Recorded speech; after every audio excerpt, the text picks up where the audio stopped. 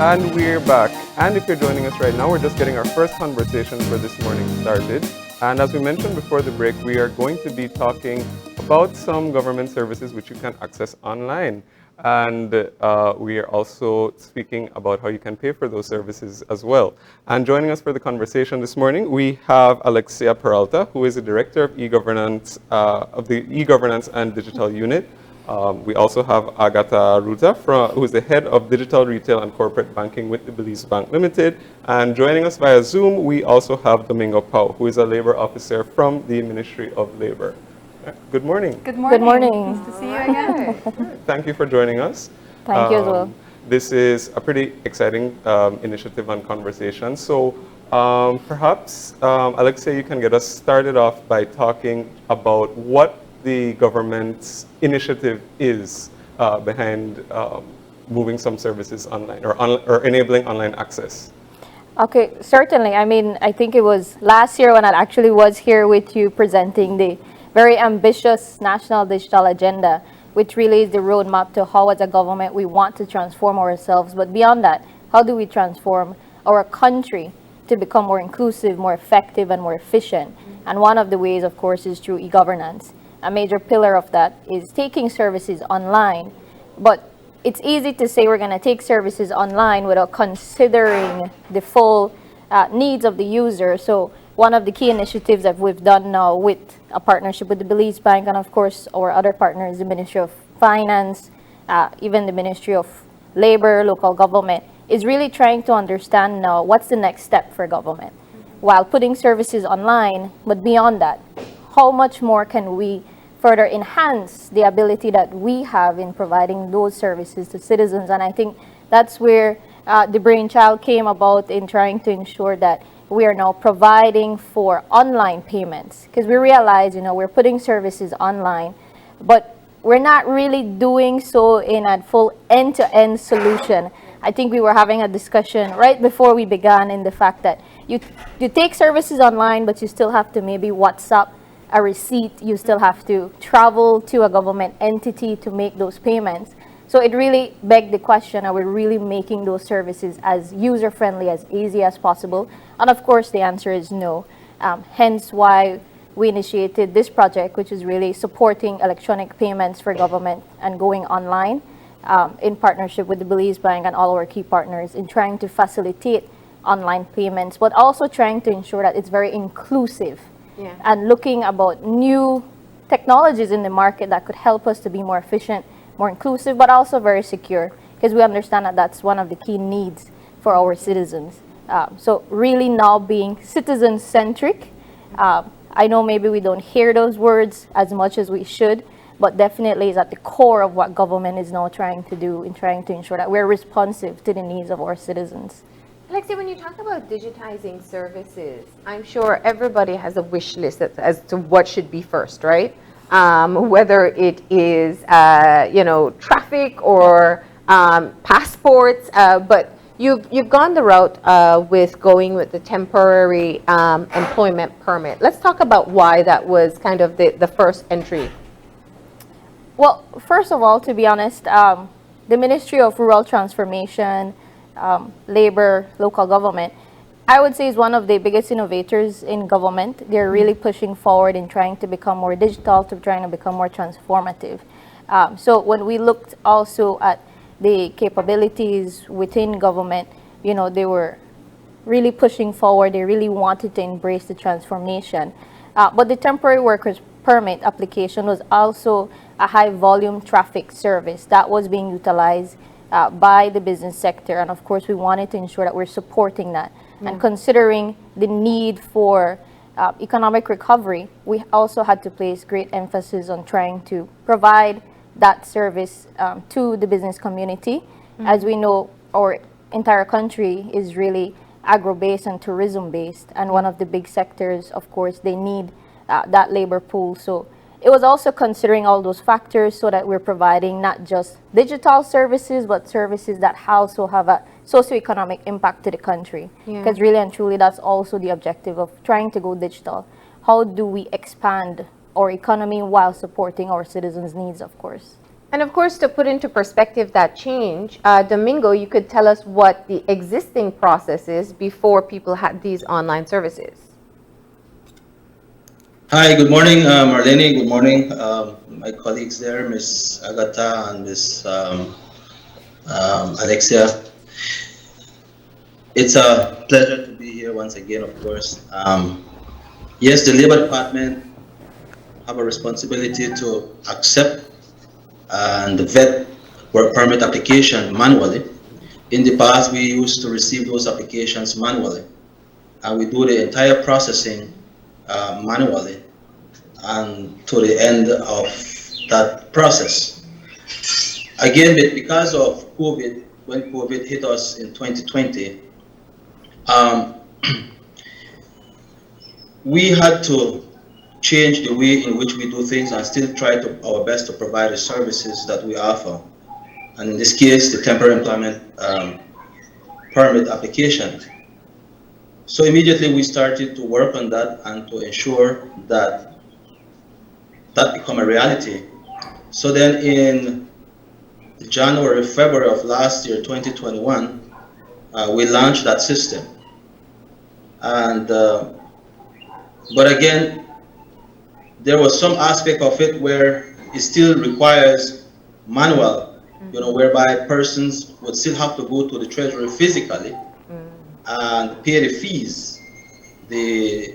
For a regular temporary employment permit, the fees would be $20 stamp and $25 processing fee.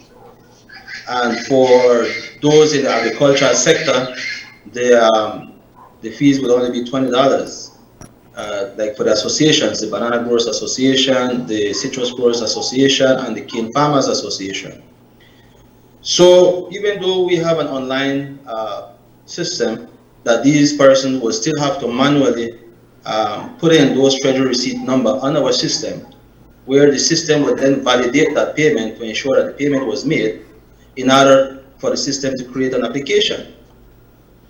So, but because of that, now we want to again try to improve on our system, and hence the reason the Labor Department partner with the Belize Bank and all other stakeholders in this to help us that we are able to achieve that payment with the E-kyash. Yeah. So now people would then no longer need to go physically to the treasury, and that they would be able to pay those fees online. Yeah. I guess this is the clear example, Alexia, that you spoke of, where there's an attempt made to kind of make the process a bit easier, but that gap existed with payment. Enter E-kyash, right? That's right. And Agatha, we can go back to just from the launch to look at the uptake so far and how this can actually, how it has such a wide reach that can help in easing this process. Exactly, right? Right now we are almost 1 year old. We launched the E-kyash 6th of August last year. And it was a tremendous success, right? Right now we have in the system over 45,000 users.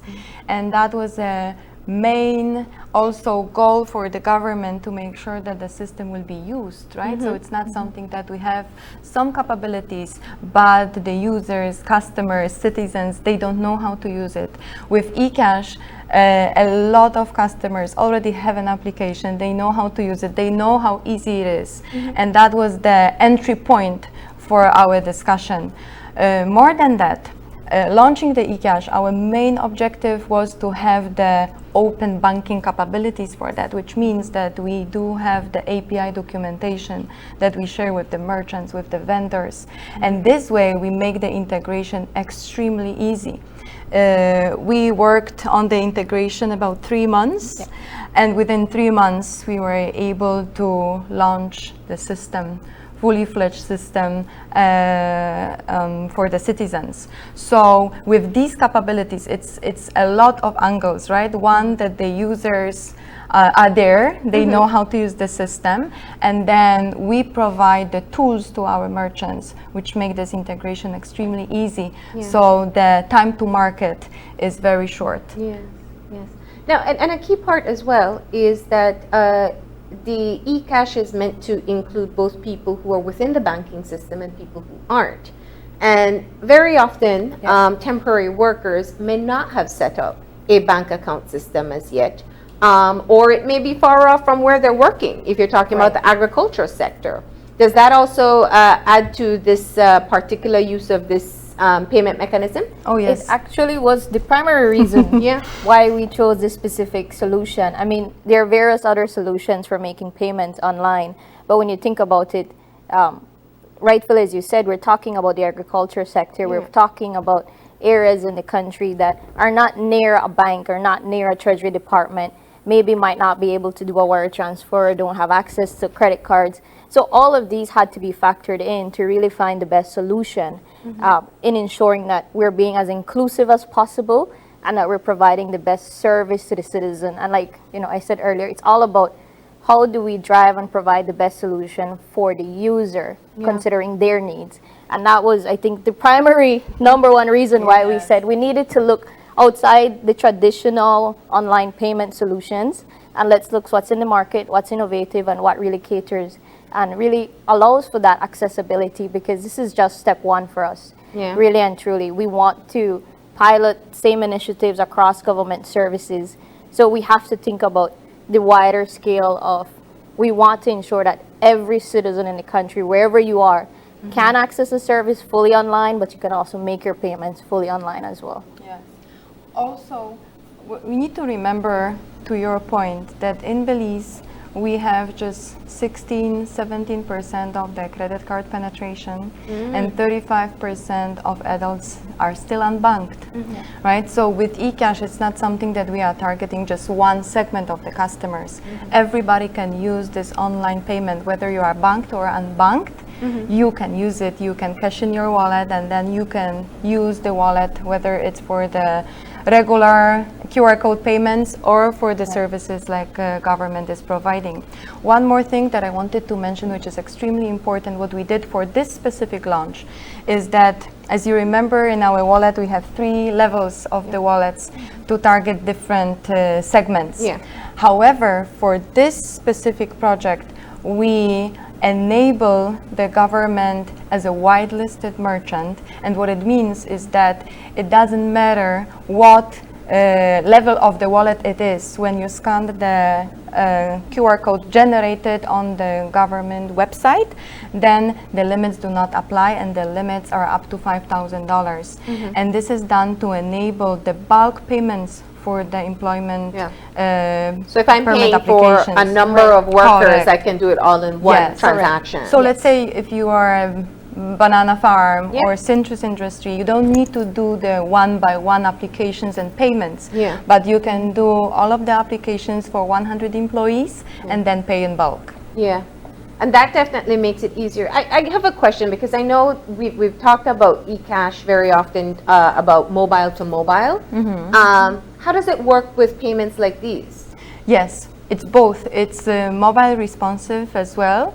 So the customer can either complete the transaction on the website with the push notification to e-cash, or just regularly, traditionally scanning the QR code on the website. Or if the employer is completing the transaction on the mobile device, then it's even easier than that. It's just one click, the checkout page appears, we review the details, and the payment can be completed. All right. Now, Domingo, I'm sure the number one question people have is that all that manual work was for a purpose.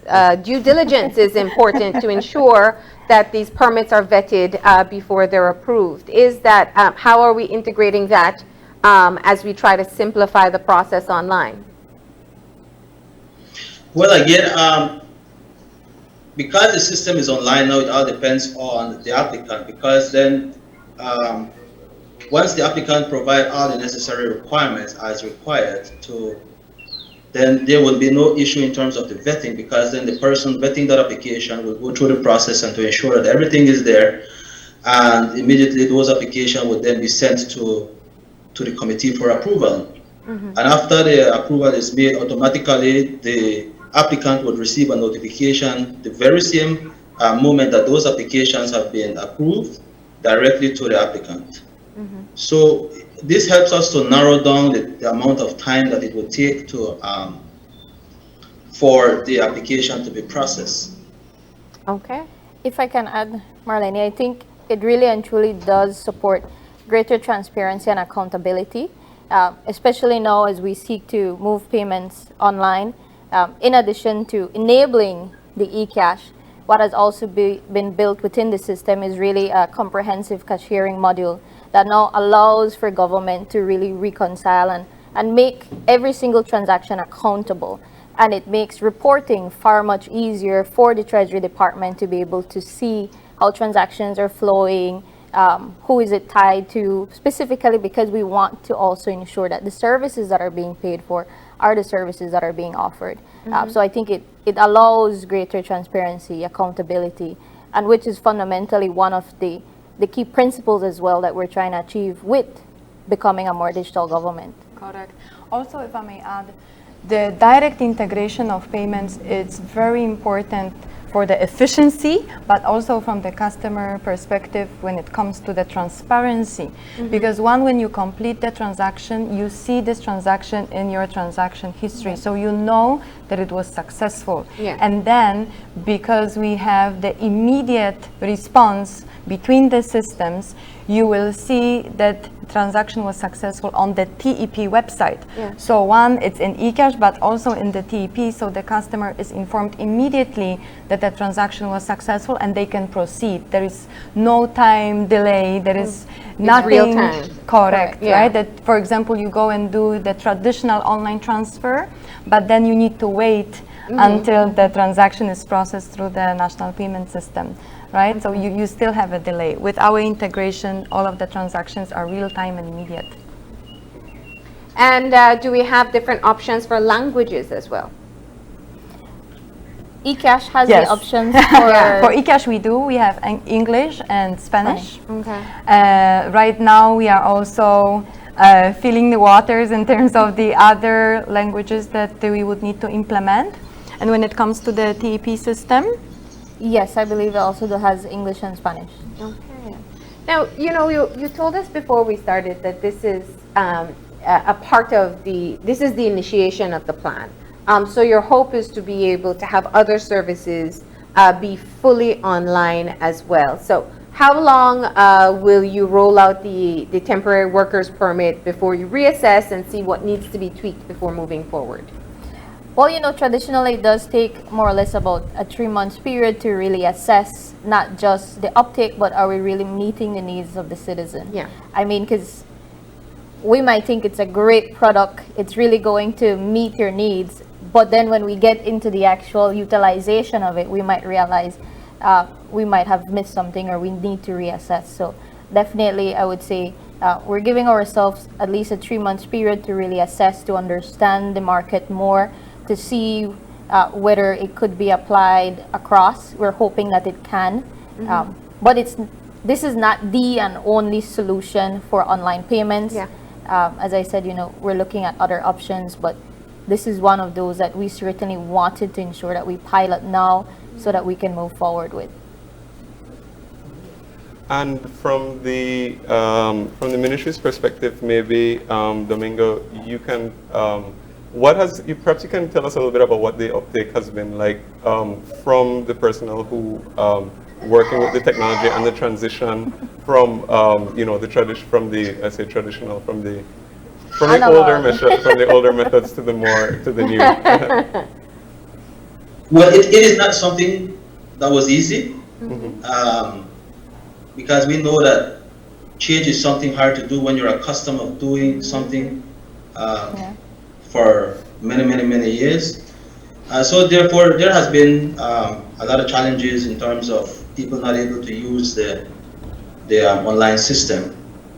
But our officers in each district are trained to provide assistance and even training for these persons to be able to utilize the system. So as it is right now, we haven't have those issues. People are being more receptive and learning how to use the system. So I can tell you that since we have launched the system, there's about over 4,000 persons have already utilized our Oh, system. wow. Yeah. Yeah, and this is a repeated process that they have to do. So every time they do it, they'll get better at it. Yes. And to add to that, Ms. Marlene, that we're also adding what we call a special purpose work permit. Mm. Now, this special purpose work permit as well, um, again, the fees can be able to be paid using the E-kyash. This special work permit came about as what Ms. Peralta mentioned in terms of economic recovery for our country. We know that persons come into this country for a very short period of time to perform, to work, like especially the entertainers or persons who work in art, or persons who are specialized skills would come for a week or 2 weeks. So this special purpose work permit, persons are able to apply before they even come into the country and pay the fees. And this special work permit is for 30 days. So if on our online system, there are two options. You have the regular temporary employment permit, and then you have the special purpose work permit. Now the fees for the special purpose work permit is $20 stamp and $100 processing fee. So it's a total of $120 for this special purpose work permit. These applications will be processed within 24 hours. Okay. So that is something that we are adding on to our system. Okay. And what about payment times? Can I go home after work and get it done? Do I have to do it within banking hours? What are we looking at? 24/7. So you can do it from your from the comfort of your house, office, wherever it allows you, right? Because we really want our entrepreneurs to focus on the growth of their business rather than focusing of how much time they need to reserve to apply and then to go and pay, right? When we tested, sorry to interject, when we tested, the entire process, if you have everything ready, will take you around like 10 minutes. So it's really convenient.